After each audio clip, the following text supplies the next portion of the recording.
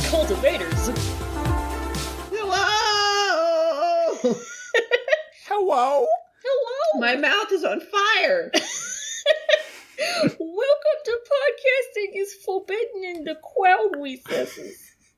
Why would you do that? Because there was water in your mouth. The only lesbian-hosted podcast about Grandmaster grandchildren. I'm Roy, a.k.a. two of them. Wow, Grandmaster Grandchildren could be like a spin-off of the spin-off. The Muppet Babies of Modow. Yeah, Modow Babies. I'm Modow Fallon, babies. a.k.a. Weighing Shut the Fuck Up Challenge 2K20. Because, you know, he's not going to end out the year being able to do that. Nah. It's fine. Nah. Not the decade either. No. No. We got us a guest disciple today. Yeah. Hey, yo, what's up, gamers? I'm Max, aka From Software's PlayStation 4 hit Waterborne. Hell yeah! Oh, nice! Pretty good. Mr. Pot of Greed's Maximilian Bajillion. Welcome to the show. Yeah! I've gone from cards to necromancy, and you know, a lot more similar than I anticipated. You know? You know, I'm going to make an argument here, and it's going to be a little bit stupid, but we're gonna connect. That's what I'm here dots, for. Okay? Yeah. That's right. We're gonna connect some dots. No such thing as stupid arguments in my IMO. That's fair. Where the hell did you get this? I've never seen this thing before. I thought for a second you had just taken my robe because it's the same material. Oh yeah, no, I got it from wish.com. Oh, of course. Yeah, the good website where everything is definitely legal. Yeah. where everything's Not bootleg. just as advertised. Yeah. Yeah. It's I was something making about an argument. Yu-Gi-Oh! It's about cards. Modazushi. Kind of also sometimes about cards. Because talismans. Talismans are technically cards. Yeah. You know? You know, you pull them and they do stuff. They do Well- do stuff. I'm gonna take that and move it one further because like the OG Egyptian cards that they're based off of were basically like contained the actual spirits of the things. There you go. wow. So it all goes back to Yu-Gi-Oh! So there's actually zero difference. They're, you know, literally the exact same Sorry. thing. It's just the exact same thing. It's the same thing. Zero difference whatsoever. I may or may not have had a spicy bite for lunch from 7-Eleven today, and it's coming back on me. Why are you like this? We need to cut this out. I will the be world cutting this can't know out. that I fart. My reputation will be The ruined. 7-Eleven meats have never betrayed me. Well, I mean, to be fair, I also put chili and a shitload of onions on it, so... Oh, you know I'm dousing my 7-Eleven taquitos in lots of that cheese. Oh my god, they were out of the fucking cheese. I used like the last tablespoon left in the fucking bag. I was so upset. It's like, I would rather them being completely out than just a little bit left, because at that point it's like, can I dole this out over my taquitos? But if there's nothing, at least I know that I can't. I know, right? It just gets your hopes up. It makes me so sad. But, you know, whatever. There's always next time for me to fuck my stomach up again with about a half a cup more hot cheese than I actually need. Fuck it all the hell up. Remember when my brother used to work at 7-Eleven and we used to get the hot scoops on the 7-Eleven food? Oh, yeah. I try not to think about that. Because it's cheap and I like do it. You can't do it for your own safety. For your own peace of mind. Some knowledge is better off not in the hands of humans. Yeah, that's Yep, that's dangerous. right. It's dangerous knowledge. I'm bad and I know it. You would be heavily warned against indulging in that knowledge in a class about dark magic. Yeah, I'm extremely Carly Rae Jepsen voice happy not knowing. I'm good. You bring up the 7-Eleven food and you get kicked out of class. Yep. That's right. Spicy bites are forbidden in the cloud recesses. That's true, because you know what? They come with a lot of adverse Effects. Yeah, adverse consequences. There you go. Nobody wants that in the cloud recesses. No. Their stomachs just can't handle that. They're too delicate. We know Wei Wuxian brings a spicy bite into the cloud recesses and is just immediately kicked out. Right. Preemptively and extrajudiciously. He just walks in with a big bite 15 minutes late. Yeah, he walks in. No, he's got to have the spicy bite because you know he's a spicy boy. Yeah. He's got like the hot dog box that it comes in is like propped open. He can't even close it because he's loaded so many fucking like. He's loaded. He's got the jalapenos on there. He's got the pico de gallo on there. It's like spilling out. It is. He's got the fucking sauerkraut on there just for a little crunch. He's got about a half a cup of onions. And he emptied out the fucking nacho cheese dispenser. And he topped it with a little bit of chili. Just a little bit. And then he crushed up some extra hot Cheetos, put it on there. Wangji just like hucks Bishan on site, just destroying it. He literally just eats it in class. It's like that fucking, those TikToks of that dude who walks into class. It's like, hey, my name's Brad, and I just wanted to have a nice panini in the middle of class. My teacher asked me if I have enough to share with the class, and I said no, and he told me to put it away, and I'm like, if I can't have a nice panini in the middle of class, I'm just gonna go home and masturbate. I feel like that's a very Wei Wuxian and classic. I'm just gonna go home and play in dirt. I'm just gonna go home and roll around in dirt.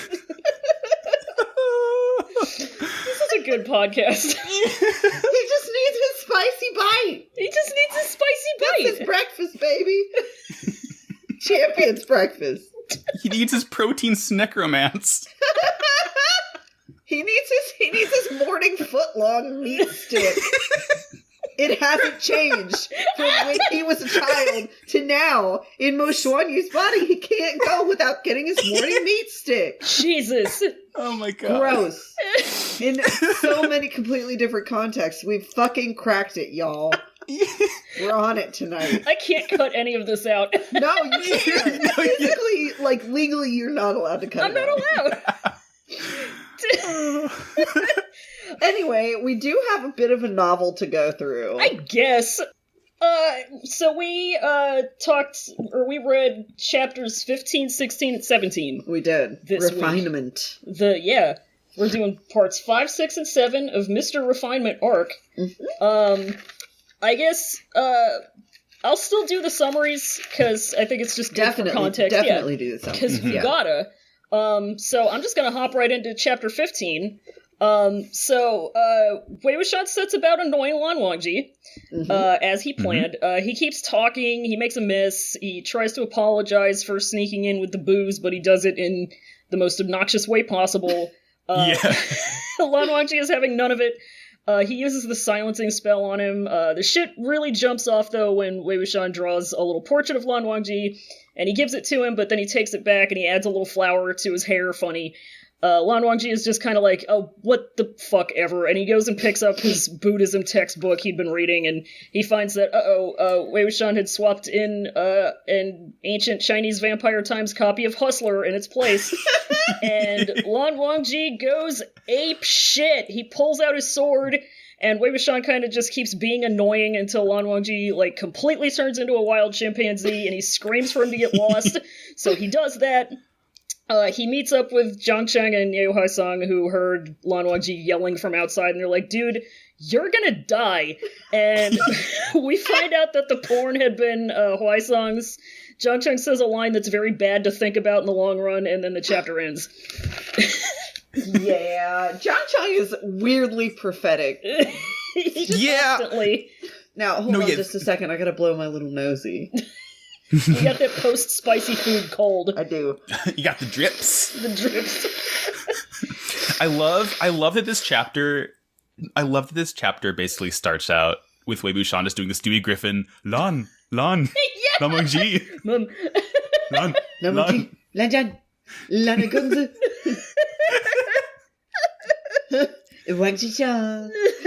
Just the most annoying boy alive. Just rubbing his ass all over everything. He's so awful. He's just striking a pose all over the furniture. Yeah, he's just JoJo posing on everything. Yeah, he's there to make Lan Wangji's life as difficult as possible. He's so good at it. He's very good at it. I feel like this scene that opens up chapter 15 is one of the most iconic scenes of the book. Just weighing annoying Lan Wangji for fun and profit. Yeah. Basically. Yeah. Isn't even profit, he's just like getting in trouble. Emotional profit, yeah. The profit is his own endorphins. Profit. The payoff is he gets to tell all his friends how fucking funny it was to make Lan Wangji mad. Like, maybe he was better off dying. Yeah. Just redo it. Just redo it all. The whole time Lan Wangji is like the reaction face, like the smug guy holding the mask up, but he's just like in tears, mad behind it. Yeah. Yep. And also just sprinkle in just a touch of horny. Oh, to that. Yeah. Yeah. A wee bit. Just like a bit. very, very faintly increasing like grid of horny. Yeah, definitely. Steadily. Because I don't think he's realized himself yet that that's what it is. Oh yeah, he has no idea. He has no idea. Yeah. He's emotionally constipated as fuck. But Wei Wuxian's just vibing. He's there to have a good time. He literally, I think in the next chapter, it might be, he basically says, I'm here to have a good time, not a long time, so... Yeah, oh my, it's so good. Here for good time, not a long time, thank you. Wei Wuxian says, live fast, die young. Live fast, die young! Live fast, die young, baby. And so he's just he finds every single possible way that he can to annoy this boy. And then he has the fucking audacity.exe to say to Lan Wangji, do you really hate me that much? He's like sitting like a piece of shit, like slouched, manspreading. And he's like, Lan Wangji tells him to like stop manspreading and getting his legs off the table, and so he does that, but then he like leans all the way forward like he's like trying to show his cleave off or something. I'm like, boy, please sit properly. You're a freshman. Sit still, you're gonna hurt yourself. Nobody has time for this. Like, do we need to get him some fucking elbow pads or something? I'm worried about this boy. God. He sits like a dude bro, he talks like a dude bro, he acts like a dude bro. He is a dude bro. He's a dude bro. Yeah. He's a fucking jock. If it walks like a dude bro. And he goes, do you really hate me that much? And of course, Lan Wangji doesn't have the fucking time of day for this shit. He says ... Yeah, he 100% says ... He's like, hey, come on, look at me. Like, yeah, look at me over and over and over again. Pay attention to me. Yeah. Pay attention to me, Lana Google. It's like I have 3 younger siblings, and like this is so spot on. Oh my god. Oh my god. It's just like thinking of like all the car rides and stuff. It's like, yeah, no, Wei Wuxian has mastered the art of just like being an ass. Oh my god, he's so good at it. Fucking look at me is like the arc phrase of this entire novel. You can track the progress of look at me. He just wants Lan Chan to look at him. Yeah. Like, it's so stupid. He's so stupid. His only goal is to piss Lan Wangji off. Sometimes that's all you need. Any reflection or any attention is good attention. If you ask him. Oh yeah, and so he like tries to apologize for, I just had no idea about the sect rules, even though they were inscribed on the side of the wall. It just, complete went right over my head, isn't it? It's just so funny, right? And Lan Wangji's just like, please, just shut the fuck up. He's like, you aren't sorry for breaking the rules. You're sorry you got caught. And like as he apologized, he basically goes on to be like, and it's your fault, kind of. Yeah, like, good apology, dog. Right? I'm sorry that you were offended. I'm sorry you started a fight. Jesus. He's like, Lan Wangji exposed his lie mercilessly. He goes, I'm sorry, and he repeats it like a shitload of times, and he just keeps fucking talking. And Lan Wangji has finally had it, and he shuts that boy up by force. Just glues those lips shut. Mm-hmm. And fucking Wei Wuxian still tries to talk through it. Like, are you fucking kidding me? And Lan Wangji closed his eyes and let out a faint breath of air, which I feel like is the Lan Wangji version of a huge sigh. Oh yeah. And then he's like, he's totally good now. Now that Wei Wuxian can't talk, he just goes back to whatever the fuck he's doing. And Wei Wuxian just can't fucking believe it. But he comes back the day after and does, keeps acting the fuck up. Is that the part where it says something about something about facing the wall and reflecting? Yes. And I'm just picturing him sitting like in a stool in the corner wearing a dunce cap. Yes, absolutely. Absolutely. It's sepia toned. Yep. Wei Wuxian sent to the quiet corner. Yeah. He's in timeout. Yeah, and so he makes, so this happens like fucking 3 or 4 days in a row where he just is so annoying to the point where Lan Wangji has to silence him.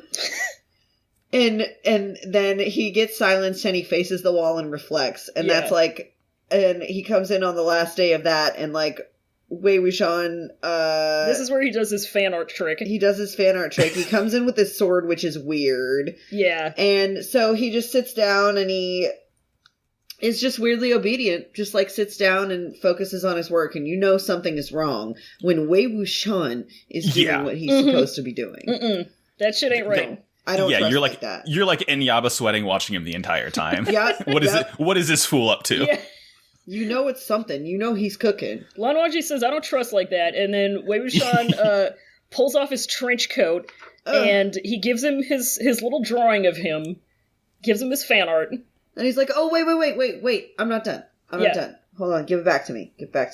And he doodles a little flower on him. And he thinks it's the funniest shit in the world. He's like, He's laughing so hard at his own joke. He's like, oh my god, let me guess what you're going to say. You're going to say, pathetic, right? Oh, man. That's just so funny. Why don't you just say something else, man? And Lan Wangji's like, extremely pathetic. And Wei Yu just fucking loses it. He's like, oh my god, you really did. I told you to add another word to it, and you fucking did. You're so good. Thanks, man.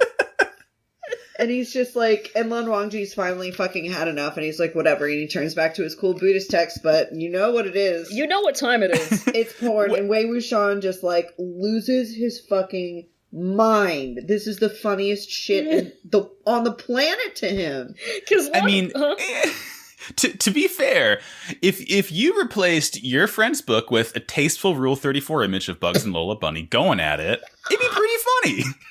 No, I'll tell you what was in that book. It was just that one picture that Roy saw on the t-shirt that one time. Yeah, that's what I was going to say. Yeah, of Bugs Bunny, like, smacking Lola and her pussy is just out. It's just out. It's just out. Her pussy is, her bunny shit is just out. Her bunny shit. Her little wussy. Her little prophetic wussy? bunny shit. Her little wussy. Wow, I think that's a wine that we sell at work. Don't drink that one. Lolia. Actually, it's really delicious. It's like a sangria. So So you've already done it. Her pussy, no going back. Her pussy tastes like Pepsi Cola. So he sees one PP and he goes completely gorilla. Yeah, you ever so repressed that you see an illustrated nipple and just go apeshit? I've been there. We've all been there. And he says, what sort of person are you? He's fucking so mad. He like draws Beacon again. Yeah, and Wei Wuxian, sword to his head, cannot stop being annoying. He says, watch your manners, like he didn't just make him look at porn. Like, right? I physically hate this boy. He's like, what sort of person are you? He's like, what? Well, I'm a dude. I'm a red-blooded Chinese young man, you know? I'm genuinely just here for a laugh, mate. I'm genuinely just here for a laugh. Great. He's just fucking vibing. Yeah, so he's like, what, are you gonna look at it? You gonna look at it? You gonna look at it? And he says, I'm not gonna look at it. He says, you gonna look at it? And he's just being a piece of shit again. Because he loves to do it. He's being a piece of shit. He fucking, where is it? He says, I think he asks literally, do you like it? Oh my god! Do you like to see it? Do you like to see it? Do you enjoy looking at it? Is it good to see? Are you experiencing botherations? I don't know if he says, do you like it? Oh, yeah. Yeah. Why aren't you grabbing it? I thought that you didn't want to read it. Now you do? Okay, you're... he's so stupid. And so He's having a Wangji takes time. him. He's having a good one. He fucking obliterates the shit. And he's like, oh my god, Lan John, look what you did! Now there's paper everywhere. You made such a mess, messy boy. You're gonna clean all this up yourself. You know I'm not gonna help you. And like it says after he finishes talking, of course he had never helped anyway. Yeah. Fucking useless boy. And he just like he keeps provoking Lan Wangji, and Lan Wangji tells him to get lost. He fucking screams for him to get lost. He fucking screams for him to get lost. He is so fucking angry. Lan John tells him to get out, and he actually does. The absolute madman. That's the second time the absolute madman has done that shit. And he's like, my work here is done. Yep. All right. But you didn't do anything. He leaves. Wei Wuxian's like, all right, Miss Fritz, I'm about to head out. Yep. And he sneaks out there, and there are his pals. There's Zhang Cheng and Ye Huaisong. And Ye Huaisong thinks he's the coolest person in the world for making Wangji blow his fucking lid. Oh yeah, God. But of course Zhang Cheng is much less happy about this shit. He scolds Wei Wuxian. He's like, what the fuck do you have to be proud of, huh? What do you think it's really that great to get somebody to tell you to fuck off? Like, really? Because the more that I read this get lost thing, the more I'm pretty sure a more appropriate translation of it would be like, fuck off, go fuck yourself. Yeah. Like, yeah, oh yeah. Because that's definitely like the impression that I get whenever somebody says it. It's not just like, oh, get out of here. It's like literally telling somebody to like fuck off and die or something. I can't imagine him cursing though. What if it was get the freak out? Oh my god, get the flip out! Get the flip out! You frickin' frick! Crapper! You crapper! Oh shoot, I'm so mad right now. Oh, sugar! Yeah. Oh my god, modern AU Lan Wangji not swearing, but literally saying that shit. Oh my god. Oh. I really want to see it. He's like this serious businessman, and he stubs his toe and goes, oh, sugar. When I was in 9th grade... That's a Shichen vibe as well. Sorry, yeah. When I was in the 9th grade, there was this, like, big group of slightly older guys who sat, like, around me in art class, and one of them, like, pointedly would never swear, and they were talking about this one time when he, like, went and played at an open mic thing, and he had an acoustic guitar, and he was playing it, and, like, but he didn't have a strap, so he's, like, sitting on this stool playing his guitar, and he drops his guitar, and it makes this big loud clatter, and he, like, into the microphone, like, you hear him go, oh gosh darn it. So that's what I'm imagining. He drops his Gucci, and he goes, gosh darn it. Gosh darn it. Dag nabbit. Oh, frick. Wow. Can we for a second, because we didn't get this in the Donghua, we didn't get the porn ownership blame being placed on Huaisong. It's so funny. He's like, yeah, Wei Wuxian's like, sorry I wasted your porn. And Huaisong's like, no, dude, I got lots of it, it's fine. Yeah. Huaisong is that good for nothing who sits at home and does nothing but jerk off, watch porn, and play video games. Yeah. And, like, in between, does fan art for video games, lewd fan art for video games, and streams it on Twitch. That's Nie Huaisong's entire life. Holy fuck. Oh my god. He's so like, excited to hear about Wangji getting mad. Yeah, and Wei Wuxian can't stop talking about how beautiful Lan Wangji is. He's he was still unhappy. It's such a waste of that face of his. Like, oh my god. No homo, bro. No homo, but I can't believe how hot he is. Like, and then like, JC is like, you seriously offended the fuck out of them. Like, you better watch your back. And he's like, oh man, who gives a fuck if they kill me? It's fine. And Zhang Cheng's like, bro, get the fuck out. If you do this again, listen, don't let me know. Don't tell me to watch. I'll fucking tell somebody about it. Get the fuck out. He's the narc friend. He is the narc friend. He's the narc friend. It's really just, that entire chapter, just so painful. Wei Wuxian is just a fucking blight on this earth. Oh yeah. Cheng is the friend who, like, you go and try to smoke a bowl with, like, a couple of people, and he doesn't want to do it because you, like, kind of, like, blew off something that he wanted to do earlier, so he calls the cops on you. Oh my god! Yeah. The Nord friend, yeah. But, I mean, Wei Wuxian's saying you've already buried my corpse so many times, so what's wrong with once more? I hate that. I hate it. I hate that. I'll say, if I can go so far as to say, I do hate it. It makes me sad. Yeah. I just can't. MXTX didn't have to do that shit. She did not have to end the chapter like that. Do us like that, but she fucking did. Of course she did. She said, "Watch me."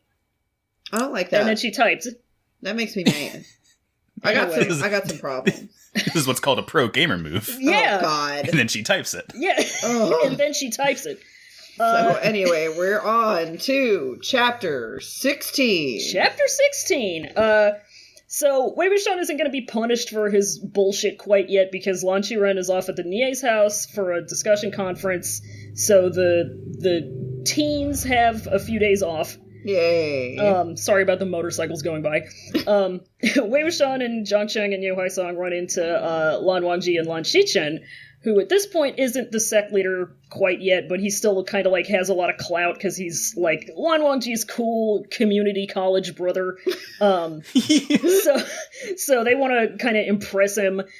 He says that they're going into town to try to clear up some ruckus that's going on with some water ghouls, and Wei Wuxian says, "Oh, we clear up water ghoul ruckus all the time," and Yunmeng and Xichen says, "Oh, I love it," and then Wei Wuxian and Zhang Cheng go to join them, while Huaisang hangs back to study because, as we learn, Lan Xichen is good buddies with Nie Mingjue, so he's gonna, if he studies, it's probably gonna be good, whatever. So they go into Cai Town, which is cute and quaint and kind of a Venice. They specifically go to Beeling Lake, which is where the ghoul shit is popping off. And as you can expect, some ghoul nonsense happens. Wei Wuxian does some clever stunts that impress Xichen and annoy Lan Wangji while giving everybody else some valuable intel. Wei Wuxian gets to bust out his sword, which he is kind of in the middle of telling Lan Wangji is named Suibian, which means whatever. He's in the middle of giving his sword's backstory when, there's a spooky shadow in the water, cliffhanger, and that's the chapter. Da, da, da. Bum, bum, bum, bum. Bum, bum, bum. Wow. So... This chapter starts out with Wei Wuxian referring to Lan Qiren and Lan Wangji in his head as Ol Fuddy Duddy and Lil Fuddy Duddy. Yes. And I imagine, and he almost refers to Lan Xichen as I'm imagining medium Fuddy Duddy. God. Because he sees it for the first time and he's like, whoa! Two of them. Look at my Two of them? eyes. Two of them. It's like double fuddies. Because he's like, there are two little luncheons. Two luncheons. There's two luncheons. 84 of them. You get two of them. So, You get two. You get two. When is it? So right before they run into them, though, Zhang Cheng is still being, a shitty attitude having ass boy. Always. And he's just scolding Wei Wuxian and being like, "You're still gonna get your ass kicked eventually." And Wei Wuxian says the line of, "Why would a living person worry about what happens after they die?" And it's so good. It's so good because, like, I was reading it and I, like, mentally triple, quadruple, quintuple underlined and highlighted it because it's like, that's the thesis of the novel. Fucking extremely. Yeah. I'll just live freely as long as possible. Oh, sorry, man. Yeah, he says that and then looks directly into the camera for 5 seconds. Yeah. Absolutely, without breaking eye contact. Yeah, he says, 100. I'm definitely just going to die and never come back to life ever in any form. Who cares about what happens after they die? What kind of relevance would that have? To me, an alive person. This story. To Wei me. the alive Ying. He says, what? Wei, me living forever Ying. Yeah, he says, I'm going to be alive for as long as I'm going to be alive, and it doesn't matter what happens after I die. And it doesn't matter what happens to anybody after they die because there are no consequences of anybody's death ever, as we know. It's definitely not going to be a repeated theme in this novel. No, there are no consequences to death. Mm-mm. Yeah. No, they don't set off very big consequences and sequences of events. No, it just happens. Absolutely not. It just happens and you carry on. So. Yeah. So, so they come up and Shichin is cool. He's cool and nice. Shichin is cool. They bow to him, and Wei Ying is actually somewhat respectful. And Lan Shichin is really good friends with Nie Mingjue, who is Nie Huaisong's brother. Yeah. And so he's like, oh, hey, Huaisong, how's school? I love getting to see... You gonna pass this year? And Huaisong's like, sure. And let's say yeah. He is a whole ass high school mood for me. It's like, hey, baby, how's school? I'm in it. It sure is. It sure is. I love getting to see them interact, like, especially at this point, because it's just like, that's my best buddy's little baby bro. It's really cute. It's very cute. So then Wei Wuxian and Zhang Chen kind of, like, try to impress him, which is cute. Yeah, because Lan Shichen tells them, oh yeah, we're here, because Lan Shichen is out there, titties out, because they're gonna go down to Sayu Town and exterminate some water ghouls. And Wei Wuxian's like, oh, water ghouls, huh? Like, casually stretching his arms above his head. Yeah, we used to deal with so many of those over at Yunmong. Like, we could totally help you, and Zhang Chen is next to him doing the thing where he's got his arms crossed and he's, like, trying to push his biceps out. Like, yeah, we can swim real good. We're good at that. We do that all the time. We're really good at it. We're competent. We could definitely help. Yeah. And Lan Wangji, like, tries to be like, no, you don't gotta come at all. It's all cool. It's all good. And Lan Shichen, like, completely... just fucks with his plans to not be alone with Wei Ying. I can just see him, like, completely oblivious, just, like, raising his voice, like, unnecessarily loud. What? But I thought you wanted him to come. Literally. Oh. Yeah, because, like, once they're kind of alone, Lan Shishen's like, yeah, I mean, you wanted him to go too, right? He's and like, Lan no. Wangji's just like, bro, don't fucking talk about my crush. It's embarrassing. There's a secret, bro. Don't talk about my crush on Wei Ying. What if a Wei Ying hears? And then, like, he's silent for a really long time. And then, like, eventually the only thing he can say is, like, nuh-uh. Yeah.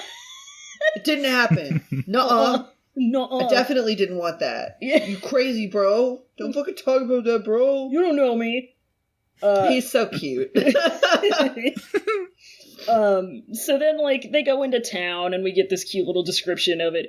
I kind of, like, so the way this whole thing plays out in the novel is pretty different from the way it plays out in, the Donghua? Yeah, I would say so. Yeah, because the way it plays out in the Donghua is, like, they're just chilling in town already. Yeah. And, they're already, they're in the boats and they're fucking around and they're having a good, fun teen party time. And possibly the biggest difference, is that, we don't have any Jinzi Xuan action here. No, there's no Jinzi Xuan. They seem to have rushed his introduction a little bit. In the Donghua, yeah. I actually kind of prefer that. I do too. I would have liked to have seen him as a major player in the novel a little earlier on. Yeah, because, like... I like what they did with it. I really like what they did with it, because we get that cool thing where, first we see him being an asshole when the boats crash into each other, but then at the end of the episode we see he gets, like, that cool line where he's a comrade. Yeah, that was awesome. It was really good. It was like he didn't have a whole lot to do in that episode, but, like, the things that he did do were, like, really indicative of him as a character. Yeah. And it's one of the things that, like, reading the novel again and thinking about the differences between the novel and the Donghua, it's like, it makes me appreciate the Donghua more, because it's like, they're doing things differently, but it's all in a way that, like, you can tell that the writers read and understand and appreciate the novel and the characters. Oh, yeah. One thing that I really, really love about the Donghua, one thing that makes it my favorite adaptation, like, bar none, is just, like, the fact that the entire crew that works on the Donghua, like, clearly cares about the source material and are fans and are doing what they can to make it the best possible adaptation that they can do within their particular constraints. I think that's awesome. Yeah. You love a good adaptation. You gotta love a good adaptation. What can I say? But anyway, so they hop on their clouds. Jesus, what the fuck? They hop on their they hop on their flying Nimbus. Yeah. That's right. So they hop on their brooms and they head into Sai Town. I genuinely thought that's how they were on it at first. Like, well, because like, I haven't. Oh my god. See, I haven't seen the Donghua, so I'm just like I'm only going off of book learning. Oh my god. So, and like, you know, the you mentioned in an earlier episode, like the translation is like, it's more of like a transliteration than an adaptation. So it's like they mounted their swords and I'm like in Harry Potter? No, they literally just stand on them. They put them on the ground and stand on them. It's just Wei Wuxian's Pro Skater 3. Yeah. That's right. That's 100% it. Like, it's fucking awesome. So they do that. They go down to Sai Town, and then they board some boats. And, like, Wei Wuxian's like, oh my god, these people talk in such a pussy way, man. Like, he's such cute. A douchebag. He's kind of patronizing about it, in a way that he doesn't realize. And we talked about the dialect in the Discord. And I forget who had the revelation first, but basically it came down to the Gusu dialect is like, I mean, it's not 1-to-1, but it's like an antebellum Georgia, deep South accent. Yeah, like a very sweet Southern drawl. Oh God, just imagine Lon Wangji with that, like, Now I'm just I say. Yeah. Oh my god. Right? I say. There's water ghouls in the lake. Alcohol is forbidden in the cloud recesses. Now I'm just a simple Gusu cultivator. I hate it. And then the Yunnan dialect is like super sharp and like harsh. They're New Yorkers. God. Oh my god. Oh yeah, they're like Bostonians. Yeah. Jesus. Oh my god. No, you missed it, Max. We were talking about somebody getting the Joey accent. Oh god, yes. It'd be good to me. I love it. But fucking anyway, so they hop on the boats and like there's one really funny part where it says that Wei Wuxian and Zhang Cheng, like, they have their own boats and they're competing who can row faster with each other. It's such a fucking, like, don't let anybody tell you they aren't brothers. Yeah. It's so funny because, like, you know, Zhang Cheng is so just like strict and austere, but then like you can think, yeah, no, this dude was definitely like do physical strength contests. Oh yeah. Oh hell like, absolutely. yeah. Oh yeah. He's still a jock. He's totally a jock. He's because the thing about the twin prides of Yun Mong here is that one of them, obviously, he's going to be the guy who's going to take over the sect eventually because he's the blood-related son of Zhang Fengmian. But Wei Wuxian, he's just vibing. He's going to be, as far as he's concerned, he's going to grow up to be Zhang Cheng's retainer, his right-hand man, so he can do whatever the fuck he wants. But Zhang Cheng is the one that has to keep up appearances. So, of course, a lot of the time he's going to come off as this, like, cold, austere dude. But on the inside, I mean, he's just as much of a fucking He just wants to bro out. Yeah. That's exactly it. God, if only he could just bro out. Oh my god, why can't he bro out? Let Zhang Cheng bro out. Let Zhang Cheng bro out. Get him a pair of purple basketball shorts. Let him wear them in December. God. Get him a pair of slides, memory foam slides. It's Modao College Frat AU. Yeah! Hashtag let Zhang Cheng do it to him. Let Zhang Cheng do it to him. Give Zhang Cheng a sock tan. Oh no! Pastel lavender polo shirt. Bitch, where? Bitch, where? Where is the shit? Fucking bit. Anyway, Lan Shichun's like, yeah, I set out a bunch of nets and, you know, I was only expecting to get one of them, but there's just a whole mess of water ghouls in here. Yeah. He was expecting to pull up a boot, but he got... He got many dead bodies. Many little dead green bodies. ghouls, buddy. And fucking Wei Wuxian says, oh, it'd be so cool if there was something that could, like, attract the water ghouls, like fishing bait, or something that could, like, point out their directions like a compass. And he does the thing now where he stares directly into the camera for 5 seconds. Yeah. Like, it sure would be cool if somebody had invented a compass of evil. And Zhang Cheng's like, stop fucking around. You're just making shit up again. Like, yeah, he is, but here's the thing. Here's the thing. Keep that shit in your back pocket, I got an idea. I've got an idea. I love that, like, when they're looking for the ghouls, he, like, thinks about how back in Yunmeng, he went ghoul noodling. Yeah. Just, like, dive in the water, just, like, fish him out himself. He pours some Coke into it. Just, like, arm deep in a ghoul. He'd go ghoul noodling during the daytime, and at nighttime, he'd go cow tipping. Water buffalo tipping. What? Just God. typical country boy shit. Like, country boy Wei Ying has rights. Country boy Wei Ying does have rights. Damn. Country boy Wei Ying. I love it personally. Revolutionary. But fucking anyway, and Wei Wuxian claps back at him like, hey, sorry, but riding on swords is fucking ridiculous too. That came out of somebody's brain. How about that, huh? Yeah, 20 Suck years on from that. now, guess what little device you're gonna be using? You're gonna be using that fucking eye compass. Yeah, it's gonna be mainstream, and then you're gonna see who's laughing. It's gonna be me, because I'm definitely not gonna be dead. Fucking... Mark my words. But anyway, like, Wei Wuxian, He sees bees a something smart kinda boy. funny. Yeah, he sees something kind of... The bottom of Lan Wangji's boat is acting funny, so Wei Wuxian decides to act hilarious and goes, Lan Zhan, look at me. There's you look at me again. Love that. And he, he does... This goes down the same way it does in the Dongma, where he, like, fucks with him, and Lan Wangji, like, sails through the air and does a cool flip and lands on another boat and is pissed off. Yep. And Wei Wuxian's like, hey, ghoul under your boat. Got you, baby. Like, sometimes you can fuck around and help out at the same time. It's a balance. Yeah. Sometimes. It's a delicate balance. Duality of man. Duality of man. So then, he just... Lan Shichen is, like, very impressed. Oh, yeah, he thinks it's real cool. Yeah.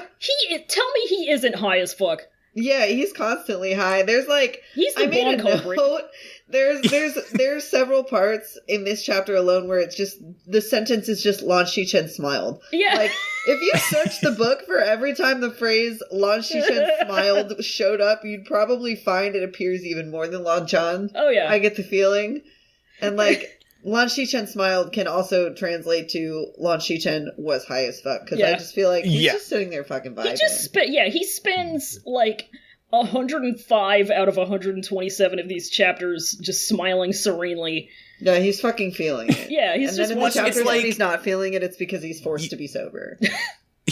You said earlier how, Shishen's just like the community college brother, and it's like, Yeah. he's like when the older sibling comes back from school and they're just like inexplicably blasted the entire time. Oh yeah, he is flavor blasted. 100%. Wangji has no idea what's been going on with him since he came home from his first semester at college, but like he's way more chill now, so that's nice. Yeah. He doesn't question it. He's He living at home. wears He doesn't have sunglasses to pay any indoors a bills. lot.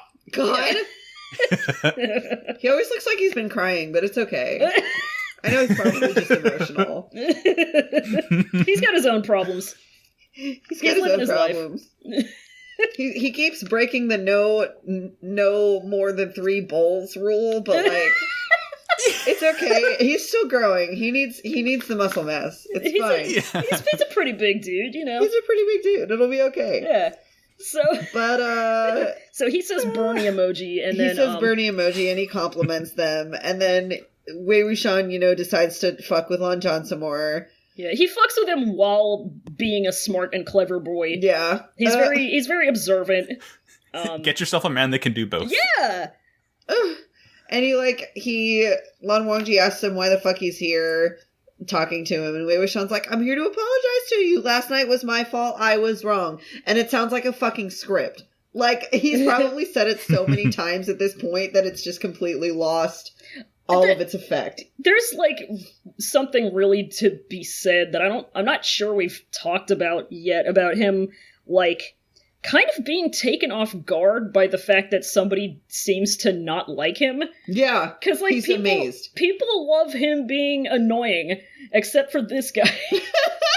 And he can't be having with that. That might be the thing that's so, like, addictive to it about him. Yeah. Just like, man, if I can just get him to like me, if I can just keep being myself and get him to like me, like, I wonder what'll happen. Yeah. You know? And that's why he just keeps coming back. And him, like, he does, like, I think more than he realizes, does want to be liked. Oh, yeah! Like, when he goes home, you know, he's got to deal with Madame Yu fucking hating him. So he's got that to deal with. He's got, like, the whole thing where he kind of feels like he's a burden to deal with, and it's like, it just kind of ties in with him, his whole, like, big selflessness complex that he has.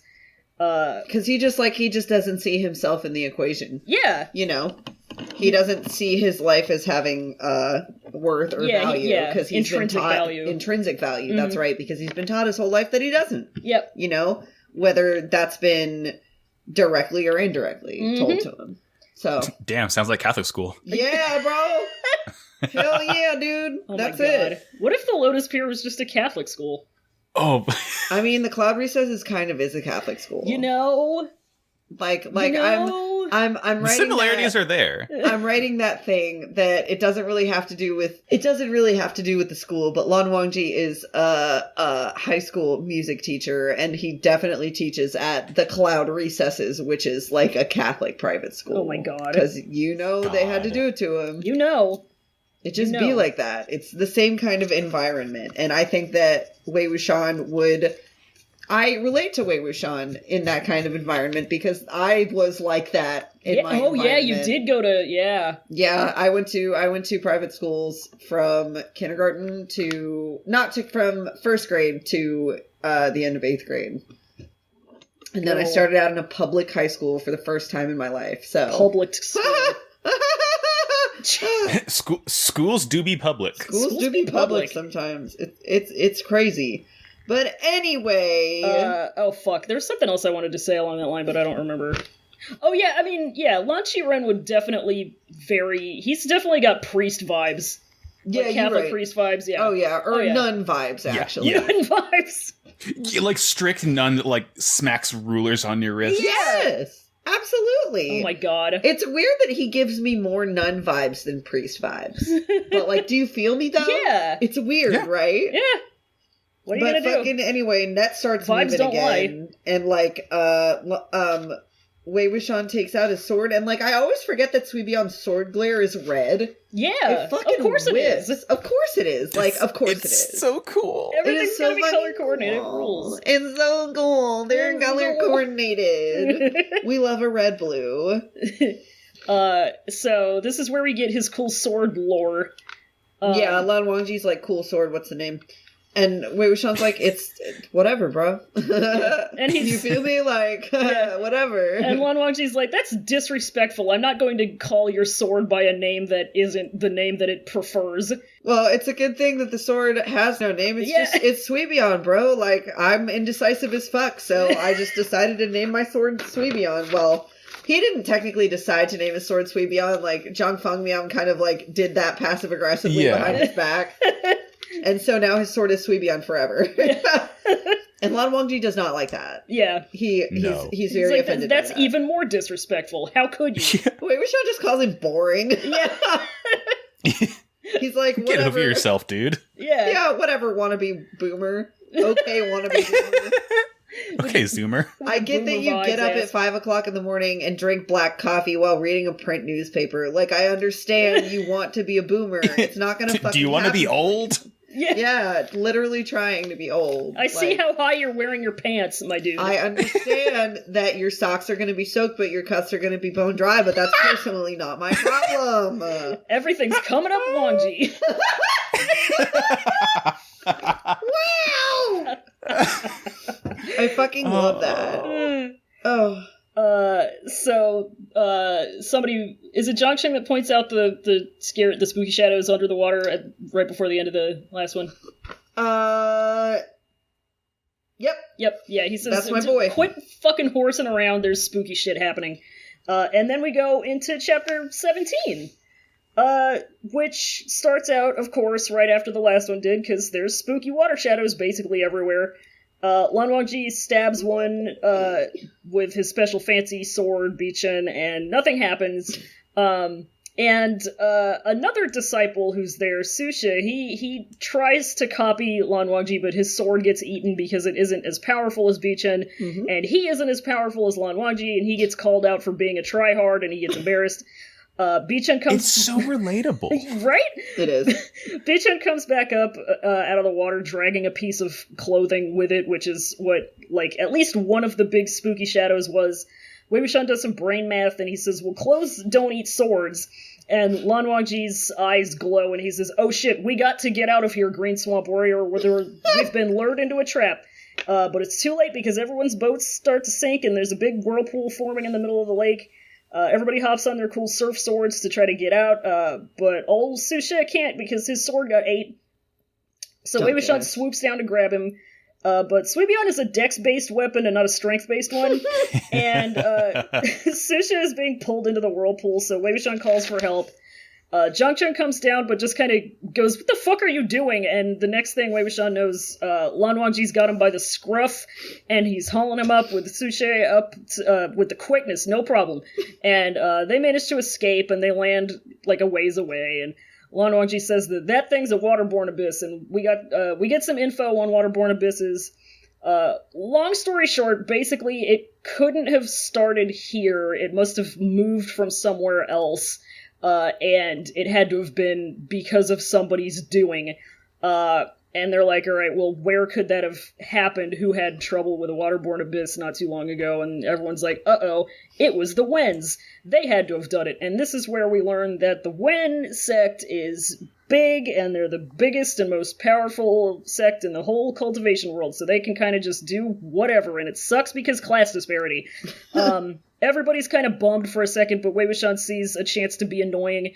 There's some girls selling loquats on the side of the river, and he starts trying to get their attention, and he's like, you know, he tells the girls to give Lan Wangji some loquats and talk about how handsome he is, because he doesn't realize he can do it himself. Lan Wangji gets grumpy and flustered, and Lan Shichen tells him that if he wants loquats, he's valid, and Lan Wangji says no, and then that's a chapter. So that's a chapter. And there we go. Big summary, but like, I mean, you know, for a not super long chapter, but lots of stuff happened. It was definitely it's dense. Decent. Yeah, lots of stuff packed into this little boy. You know, it's pretty good to me. I like it. I like the I it. do like the it. So, I kind of want to skip the first few things that happen and go right to where we get introduced to Susha, because Oh, poor Susha. I mean, I really don't feel too bad for him, but that's because we've been spoiled and we know what he ends up doing pathetic. and being like. He is pathetic. Okay.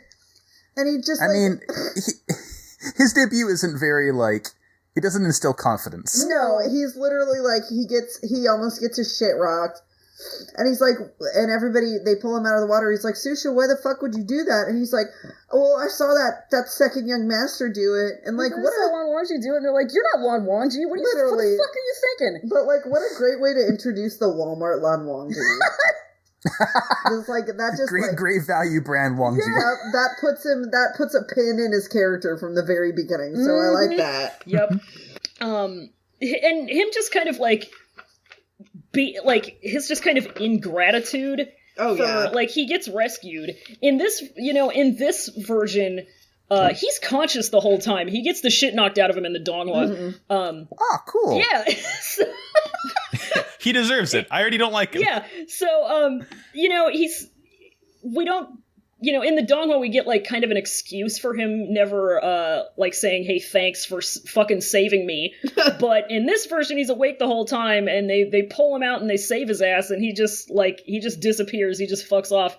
We never even get to see it, which, like, I feel like is a good, kind of foreshadowing of his whole complex about being ignored and not noticed.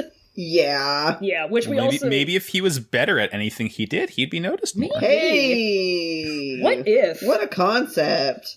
But no, instead of trying to be better at the things that he wants to do, he just tries to be like Lan Wangji and to terrible extents, and then gets angry at himself when he realizes that he can't be like Lan Wangji, and then... He doesn't even get angry at himself. Like, I'm sure he does internally a little bit. He gets angry at the world. Yeah, he gets angry at other people. Yeah, definitely. Speaking of complexes... Yes. This is just a very small thing that happens, but, like, right at that point where Wei Wuxian swoops down and he grabs Susha, and he's about to pull him up, and he's like, somebody fucking help me, I can't do this by myself. Zhangchen comes up, and he just goes, what are you doing? And then, and he doesn't think to help or anything. He doesn't think to lend a hand or anything. He's just there, and he's like, get up! And then Lan Wangji comes in, and he saves the day.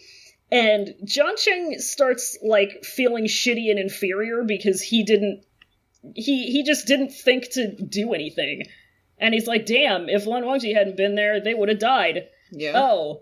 I kind of suck, don't I? They would have liked him more, huh? He's like, I'm not as good as Lan Wangji, and therefore I suck. Yep. Like, he's not being very fair to himself. He's very not being fair to himself. When is he ever fair to himself? He's not. And it really sucks. Give this man some therapy, please. Please.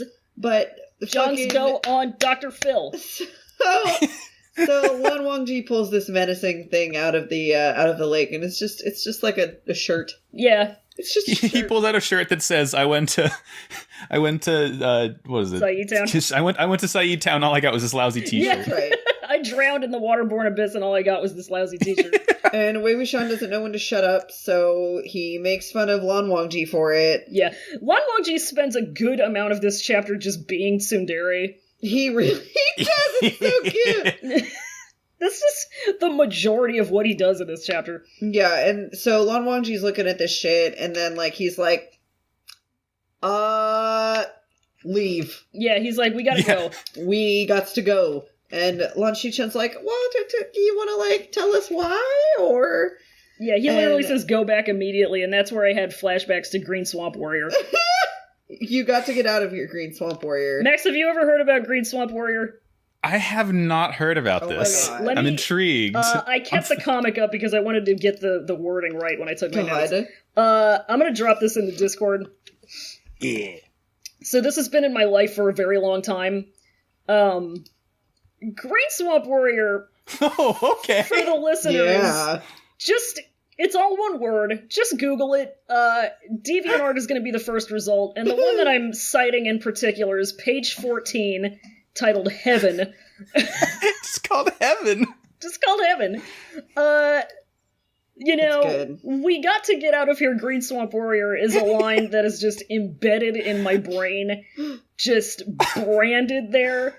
But that panel, the fifth, or I guess the sixth panel, where it's just a close-up on not Shrek's face, and he's just saying Farquaad.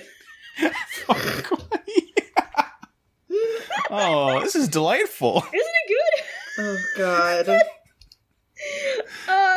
So that's just my Green Swamp Warrior fan podcast pilot. just little Roy things. Little Roy things. Just little Roy things. Just little Roy things.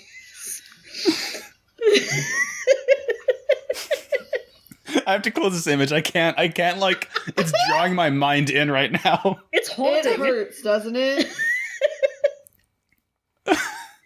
Like, once you see it, there's no going back. You can divide your life into before and I will after. dream of he tonight. Yeah.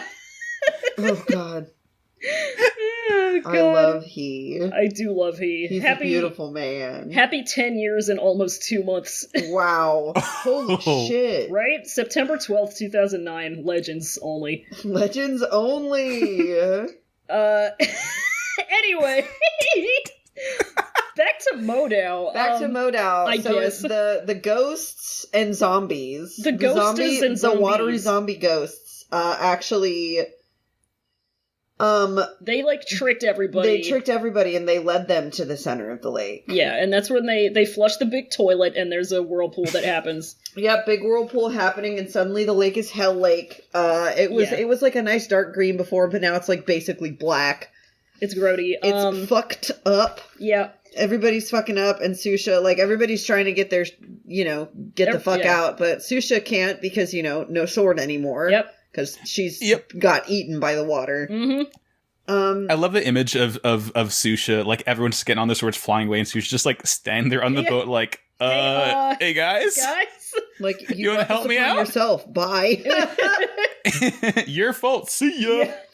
Just everybody being in it for themselves except for Wei Ying. Yeah, that's pretty much always how it is. Yeah, Wei Ying swoops down to try and save him, but he's, dex-based, not strength-based, like you said, which was a really good way to put it. Yeah. I mean, it literally says, like, it's good at being fast and swift, but it's not good at, like, strength, so, he's got a little, it's a cute little rapier. And then, Lan Wangji comes down and he helps him because he's getting sucked into the trouble as usual. Yep. And he's just on an entire other fucking level, bro. Oh, yeah. And Zhang Chung does the thing again where he's like, oh god, he's so much better than me. I see how it is. I see how it is. Like, Lan Wangji, like, picks Wei Wuxian up by the scruff, like, of his collar. Yeah. And Wei Wuxian has a problem with it. He's like, what? You can't even, like, pick me up or, like, touch my skin? He's like, nope, I don't do skin contact with other people. Like, frigid ass bitch. Famous words to eat. Meanwhile, Zhang Cheng logs out of this entire encounter and logs onto Reddit and talks about the fucking white-clad Chads stealing, the glory for themselves. Yeah. Anyway, so then they're trying to like suss out what could be the cause of this waterborne abyss now that they know it is. And this is where we get class consciousness. Yeah. You could absolutely 1,000,000% do a Marxist reading of this novel. Uh-huh. Oh my god. Yeah. That's right. So, like, they ask who it is, and Lan Xishan just, like, points towards the sun, and everybody knows that's the Qishan Wen sect. And so, basically what you need to know is that the Wen sect is a mega corporation dumping their toxic waste into the sea and making other people take responsibility for it. That's what's going on here. Oh my It's just Modao Ferngully AU now. Yeah. It's just Modao Ferngully AU. Oh my god. And they explain the One sect a little bit, and they're super into the totalitarian thing. They want to take over as many sects and integrate them into the Ones as possible, just to, spread out their power and influence as much as they can. They're doing fascism. They're doing fascism. And they're too big and powerful for anybody to kind of be like, hey, can you not... Exactly. We don't like this. Nobody can say shit now. Because the Wens are just going to say, well, we do, sorry about it, and just kind of kill them. Yep. As fascism, as happens to be the course of action for fascism. Right. As one does. So then, Wei Wuxian, everybody's kind of like, oh, well, that fucking sucks, huh? Yep. And then Wei Wuxian sees fruit, and he turns into a fucking idiot again. It's like, damn, thought too much about class consciousness now. Let me get some fruits. Yes. Loquat time. He says, man, I don't want to think about economics. I want food gummy. So, I want food gummy! God. No, he starts... I mean, it's not that he's, like, harassing the ladies. He's just, like, flirting with them, and they're flirting back because he's handsome and he's, like, a kind of a gentleman about it. Yeah, he's just... Yeah, he's passing all his charisma checks. He is. He's passing all his charisma checks. He's got very high charisma and very high dex. And he's like, hey, come on, look at... How much you want for some of these? And they're like, oh, you don't have to pay young Beau. You're just too beautiful for that, and you're so cute. You want one? It says, how about I give you one for free? Now that somebody made the point of it being cute. A Southern accent, I can't see it. It's so good. Oh, you just take all you want, sugar. Well, aren't you just the sweetest little thing? Yeah. Y'all want some sweet tea? How about a sweet tea? So, and she's like, you can have it because you're just so handsome. And he's like, oh, you're even cuter. But hey, look at my friend over here. You think he's hot? Like, look at look at how hot my cool friend is. He's hot, right? Did I mention I'm a heterosexual? Like, just constantly trying to get them to say that they think Lan Wangji is sexy. Yeah, he wants to hear about how hot Lan Wangji is. Yeah. Yeah. I'm a straight man. Tell me how hot my straight friend is. Look at this. So don't you want to give him one too because he's so beautiful? He might get jealous if you don't give him one. And she's like, all right, fuck, you got me. Come on. So... And Wangji just gets mad and he turns into No Talk Me, I'm Angie Cat. Yeah, he's just upset that the object of his affections was flirting with a girl. No. He's also like, I don't want to hear the boy I have a crush on talking about how I'm handsome when I know, lots of big scare quotes know that he's never going to return my affection. You know, it's bad to hear, but, And then, so Zhang Chung comes by, and Wei Wuxian gives him one of the loquats, and, like, Zhang Chung is, like, trying to still be kind of a bastard about it, like, oh, you're flirting with these bitches again, come on now. But he's like smiling a little bit, like, you can't hide the fact that you experience joy from me, Zhang Wanyan. You have emotions that aren't angry. And so silly.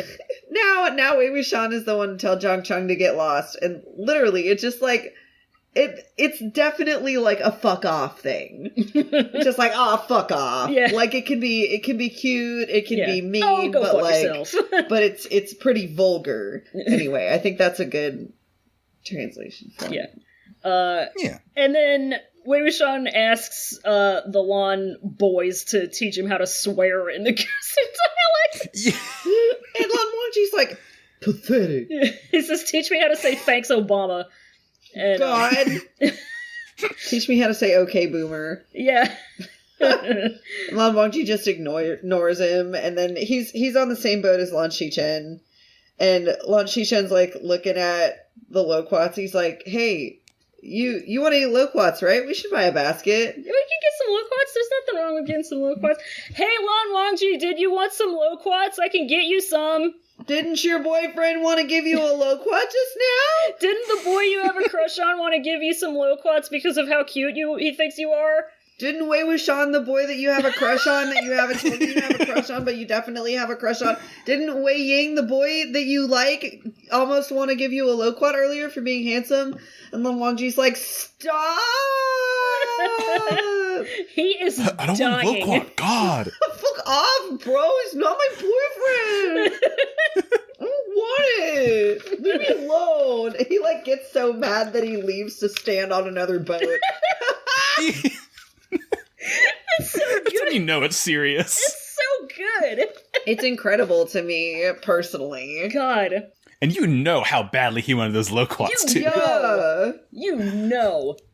God damn. I keep getting loquats mixed up with kumquats, and I remember the time I was at the fucking McDonald's Garden Center, like, 2 years ago, and they had a kumquat tree, and a bunch of the fruits had just, like, fallen onto the, like, dirt underneath.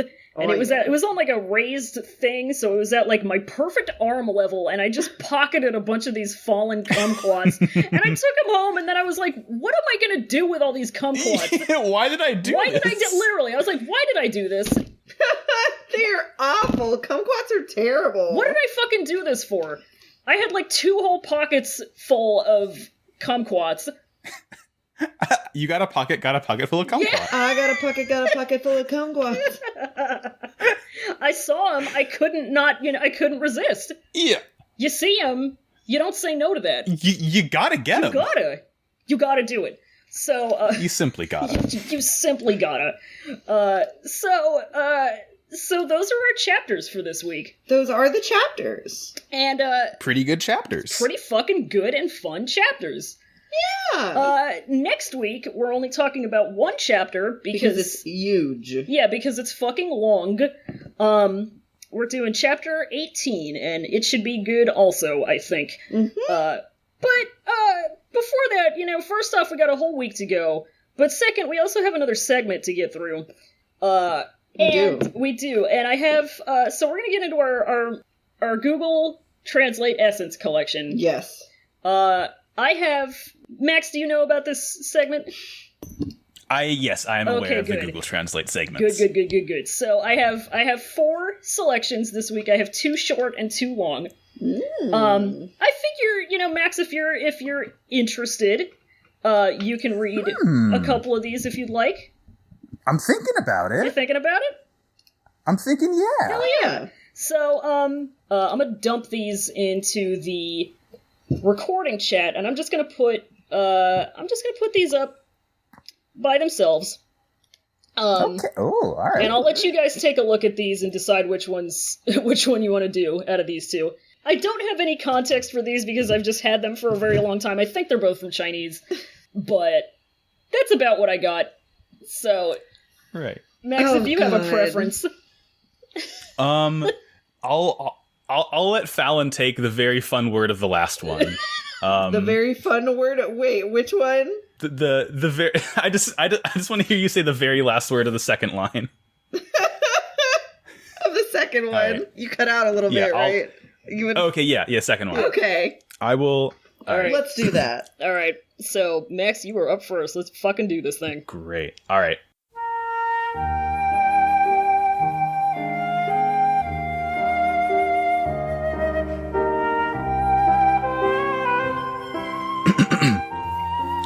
It is said that the abstinence male god is the most fascinating, and the abstinence male god who can be off-site is the most sad reminder.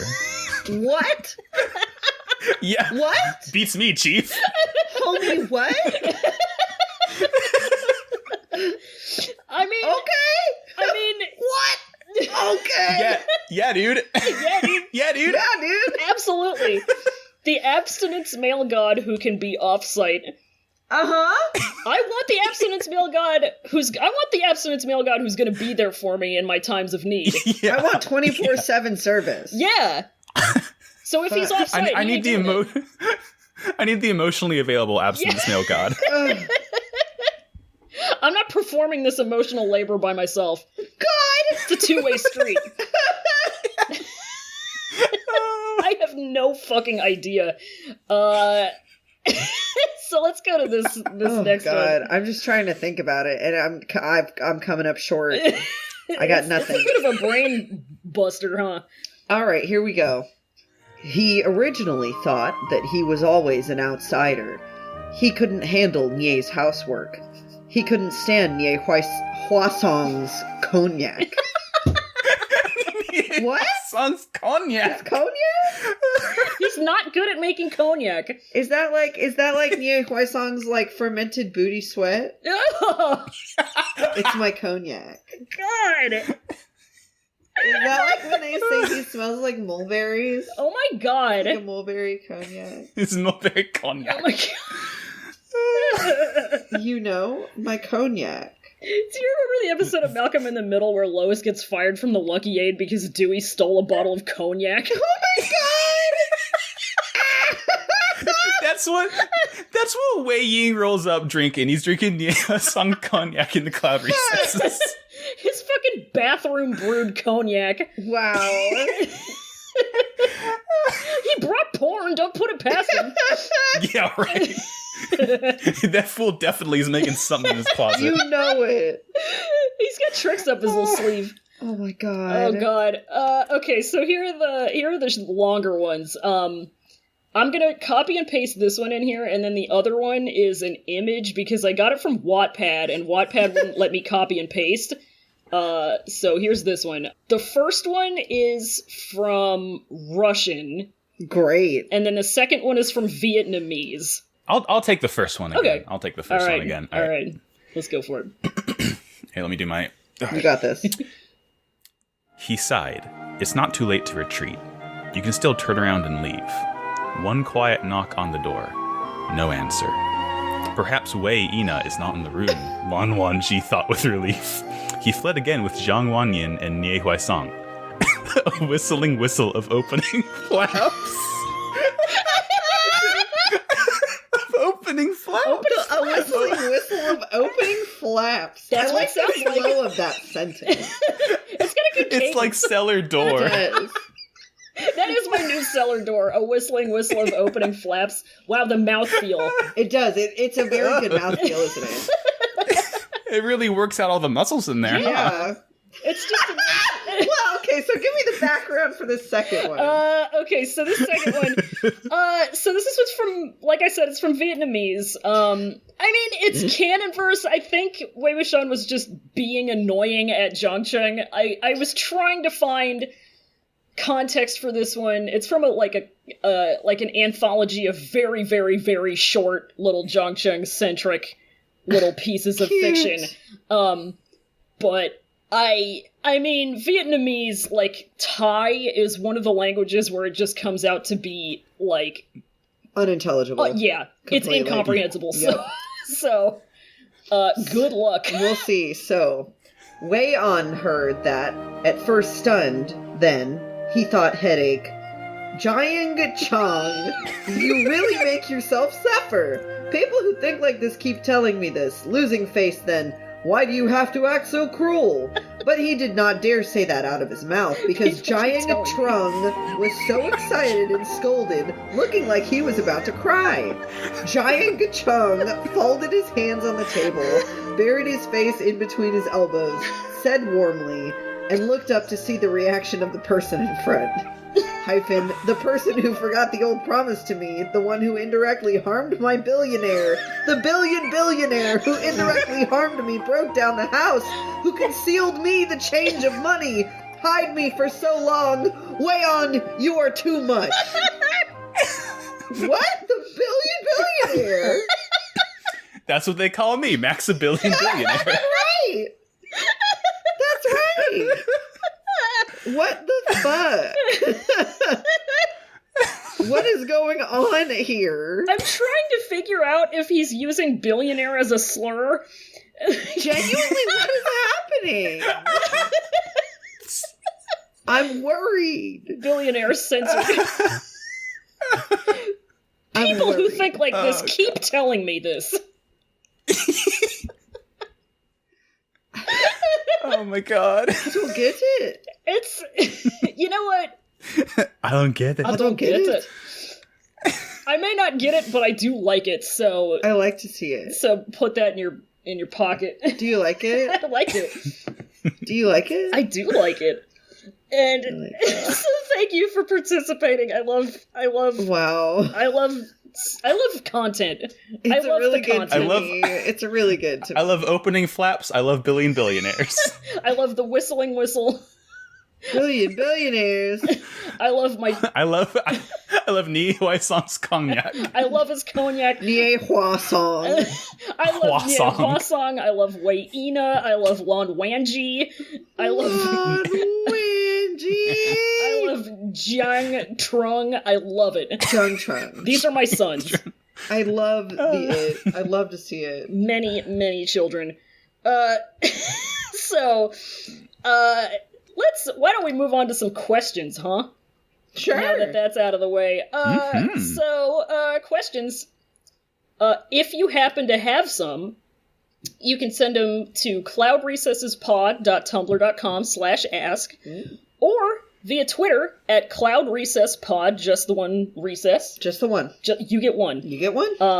So all of our questions, I believe, let me double check. Last minute, little looky-loo. Nope. All of our questions today are on Tumblr. All right. So I will let you take a little look as soon as I get the inbox open. Take a little peek. All right, there we go. Take a little peek. All right. Silver's Shadow said, "'Tis the season my dad marathon watches Hallmark Christmas movies and cries, so I have to ask, what's the Hallmark holiday movie AU for MDZS?" Oh shit, it's definitely a meet cute. The MDZS version of Khaleesi's Christmas. Weighing home Yeeling for the Patriarch's holidays. Christmas. Wei Wuxian is home for the holidays after 10 long years away being a war criminal. Combat photojournalist. Okay. Oh my god. He comes back covered in dirt.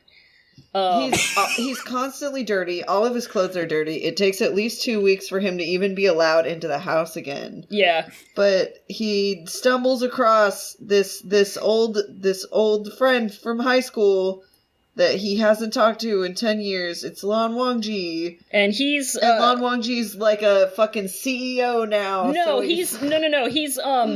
he's directing the children's orchestra that's going to play at the orphanage for the Christmas concert. Oh God. Yeah. Absolutely. And that's where you find out that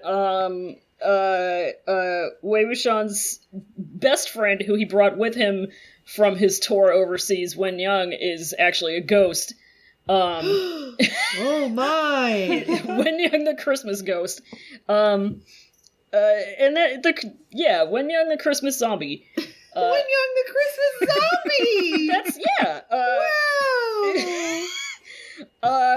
It's good. That's fucking awesome. I love. Yeah, you love it. What can I say? A cultivator for Christmas. A cultivator for Christmas. A cultivator for Christmas. Wow, we're really on this shit. We are on this shit. I love that. Damn. I really genuinely love that. Oh, God. Anonymous said, what characters in MDZS have you most changed your opinions on from first getting into the franchise, and why? Do you have different opinions on characters depending on the adaptation? I like this. That's interesting to think about. I know my answer. Yeah, why don't you tell us? So, believe it or not, for the first maybe 3 or 4 months that I was into MDZS, I did not care one shitty little bit for Mr. Jin Guangyao. Not at all, huh? Not at all. I thought he was a very bad little man. I did not appreciate the fun that I could have at his expense. Oh, yeah. I kind of didn't fully embrace the potential that he had, or the, just kind of his entire narrative. Boy, one car ride where we listened to some Circa Survive and realized the parallels. Oh, yeah. I won't get into it, but that changed me overnight. I am a changed man, and now I am the number one. I am Yao Yao's snack machine. You what can I are say? Yao Yao's snack machine. Yao has a snack machine, and its name is Roy. It's wonderful. So that's my answer. She's the Yao Yao fucker now. What can I say? I like a hamster. She likes a hamster. I think maybe the one character that I've most changed my opinion on from the first time I read it to now. What the fuck was I saying? I think the person that I've changed my opinion on the most would be probably Lan Shichen. It's not that I hated him at first. I actually really, really liked him at first. I thought he was, a victim of circumstance. But not to get too heavily into spoilers, the more I think about it, the less I like him as a person. Really? Yeah. Interesting. Yeah. I mean, I still love him, but not too happy with him. I mean, even with the revelation of him being a verified himbo. Oh, I mean, I love him even more for that. But yeah, I used to think that he was kind of not blameless. He was kind of blameless, you know. But... yeah, easy mistake to make. Oh yeah, yeah. Max, you've probably been into it not quite long enough. I do have one. I have all one. Right, Leah. Okay, hit me. When I first started reading, I thought Wei Wuxian was really good, and now, after reading 17 chapters, I think he's extremely good. That is the good answer. Thank you so much. That's absolutely a true ending. Answer. You know what? Can I say, not to be a spoiler alert, but he gets even better. He does. He does. I'll take your word for it. I don't know what to tell you, but he's good. He gets worse, and then he gets better. It's the hero's journey. It's just kind of that Bildungsroman. Oh yeah, what about the second half of this? Do you have different opinions on characters depending on the adaptation? That's a tough one. Because I haven't seen, I haven't seen most of the Untamed. Yeah, I haven't either. I mean, we all know my stance on NMJ's Untamed mustache. Yeah, I think NMJ would be my biggest, But that's just, that's an opinion on facial hair and not the man himself. Yeah. I love him regardless.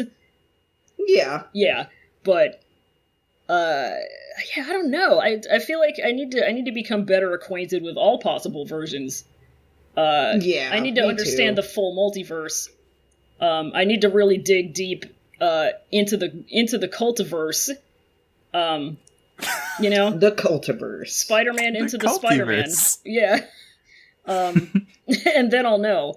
Maybe we'll revisit that later on. Or maybe somebody will hopefully ask a similar question in the future because we're probably going to forget. Anyway, we have one last question. One last one. Boy, is this good. Let me see. Anonymous says, how would you rank all these dumb teens in order of least to most surfer dude? Would Huaisong even have a big boy board? Does he boogie board or does he just cheer them on from a unicorn-shaped inflatable pool float? Does WWX try to impress LWJ by doing annoying stunts? Or does he pretend to... or does he pretend he doesn't know how to surf so he can badger LWJ into teaching him? Oh my god. Do the jeans have a private beach with excellent waves that peons are not allowed to use? Wow, I mean, shit, you just kind of answered your own question in Yeah, this they because absolutely this is fucking do. gold. It's awesome. Fucking god, this is good. It's fucking great. I love all of this. Yeah. I would say that in spirit, Huaisong is the most surfer dude out of all of them. Yeah, but in practice, no. he'd be on that raft. In practice, he'd be on that raft. Yeah. Like that, definitely. Oh my god, that's so fucking funny. Yeah. I think Susha has a boogie board. Yes! Yeah. He Boogie tries to do board. stunts with it. He definitely tries to stand up on his boogie board. Oh, It's like one of the cheap styrofoam Yeah. ones that like you snap in half immediately upon use. God. Zhongsheng, he's not a surfer dude, but he tries to pass himself off as one. He's one of the fucking, like, he's one of the VB has no waves guys. Oh god. Oh my god. Oh. Yeah. He doesn't think anything has good enough waves for him. Jesus Christ. Yeah, no, he's just not good at surfing and he uses that as an excuse. Yeah. He really wants to be a surfer, though. Yeah. The jeans definitely have a fucking private beach. They have one of those fuck off huge mansions on, like, the California coast, on, like, the Pacific Coast God, Highway. yeah. Yep. They're annoying. What about the lawns? That's a tough one. The lawns, I feel like the lawns are surfers in a very traditional sense. They're not like into the culture. They just like to do it because they like to be, you know, in the ocean, or like just maybe because they're just good at sports.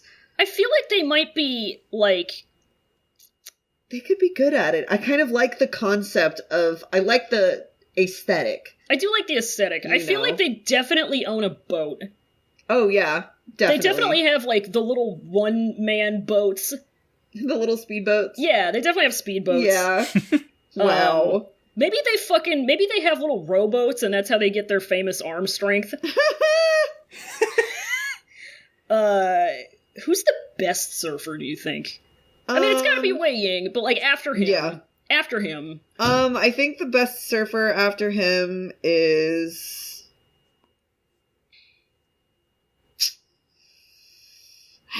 Lon Wangji. I like Lon that. Wangji's a good surfer. He's a good surf boy. I like that. He definitely, I mean, the lawns definitely sunburn really easily and really quickly. Yeah. Yeah. They're very fair people. They're very fair people. They really gotta put that sunscreen on. But they know what they're doing. You know? Yeah. They know how to protect themselves. It's good. Oh my god, and Wei Wuxian and Lan Wangji, they still call their surfboards Bishin and Suibon. Yeah. Absolutely. Yes. And yes, Wei Wuxian yes. definitely pretends that he can't surf to try and get close to Lon Wangji. That's definitely a fucking thing. Oh yeah, without a question. thing. That's what a good question. I feel like Huaisong is also like, when he goes to the beach, he wears like the bathing suit, but also like jewelry and shit and like hair accessories. Wow, I hate that. I'm serious. Gots to look good. Thank you, Anonymous, for the good questions. We love it. That's incredible. That really was a very good anonymous question. It's good to me. I like it. So that's probably about episode, more or less. Yeah, I think that's about it. Yeah. Max, you got any departing thoughts by any chance? Folks, it's good to me. It's good to me. It's good to me, folks. Sometimes. I'm like, I've been kind of like chomping at the bit, waiting to like record the episode so I could just like continue reading it. I'm Hell yes. so glad to hear that. I like literally bought a brand new book 2 days ago, but I was like, I could just read Mode. Yeah. Mode instead. Fuck yeah. Hell yeah. That's what I like to hear. It's very good. I'm so excited that you're excited. My secret, my ulterior motive in starting this podcast is getting all of my friends into this media property. So that's fucking right. It's got everything you need. I mean, that's yep. Yeah, that's like literally why we started Yu-Gi-Oh podcast. Yeah, too. It's just like let's just bring it back. Why not? Bring it back. The world needs more Yu-Gi-Oh at this point. The world's begging for content. Mm-hmm. There are two media properties. Yeah. It's Yu-Gi-Oh and Modao. Yeah. That's all you That's get. fucking That's it. all you need. Yep. And it's not an either or, baby. We're trying to make that Venn diagram completely overlap. We're trying to make one circle. I love it. And we're circle. taking one step closer today. Yep. That's right. Yeah, bridging the It's gap. solidarity, cultural exchange. We're like the muscle arms meet. Yes. Yu-Gi-Oh and That's why I'm Modao. shaking hands. Hell yes. Uh-huh. Yeah. So I guess let's just clean this shit up. Let's do a little bit of housekeeping. Whip out the lemon pledge. Yeah. So we have a Patreon. We do have a Patreon, and you can find us at patreon.com/podrecesses. And we have a bunch of cool treats that you can exchange for other treats. Yeah. Money treats. Pod Recesses Treat Exchange. Yeah. For $1 a month, you can be a disciple of the show and get access to all of our Patreon exclusive bonus content, such as Shizun Get iPad. Shizun Get iPad. We just released a new extra long episode of that. Yep, that is our Very cool. Yep, our read-through podcast where we read Scumville and Self-Saving System, also by Mojang Tongshu. It's a good fucking time. It is a ride. And we have one more thing that we are actually going to do tomorrow. Yeah, we're recording. At time of recording this. Yeah, so as of recording this, it's Saturday while we're recording this. Saturday night. Sexy Saturday night. So those of you who are already at least at the disciple level will have already gotten our bonus content that we'll be putting out on Sunday. Yes, indeed. So it'll be good. It'll be good. Yeah, but just $1 gets you that, plus a special role in our Discord. For $5 a month, you can be a sec leader of the show and get all that, plus a more special role in our Discord channel, and you get a little thank you shout out on the show. And you can send us a quick little message for us to read. Yep. For once, someday we will get one.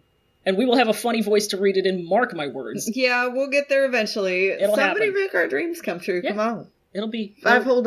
It'll be good. Whatever you want. And then for $10 a month, you can be chief cultivator of the entire Pod Recesses world. Wow. And get all of that and an even more special role in our Discord. And you can send us requests for things to stream, such as episodes of things, and games that we can play, and art that we can do, and movies, and what the fuck ever.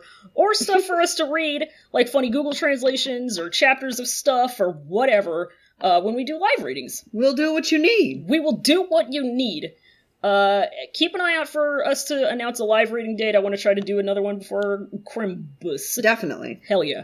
So shout out to our $5 sec leaders, Colin Arnold and Sarah McClintock. Thank you for supporting us. Yay! And thank you to $10 chief cultivator of the show, Scout! Thank you, Scout! Yay! Love us a Scout. So thank you also to Noisepace.xyz for being our podcast network.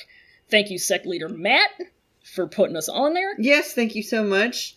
Be sure to check out Noisepace.xyz for all of your podcasting needs. All of your podcasting needs, including the shows on the Noisepace network, which are not hosted by Noisepace, but are friends of the Noisepace, such as Pot of Greed. Oh, I know that Yeah, one. it would be a Noisepace network family of brands, family of show.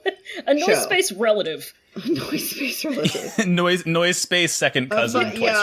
Your fun, cool second cousin that you only get to see at Thanksgiving, but then you meet up with them like once a year, and it's Yeah. always a fucking like adventure. Like you go sneak into a haunted old asylum. You do Scooby-Doo Literally shit. what my cousin does. Wow, that's awesome. Oh my god. Yeah. Holy fuck.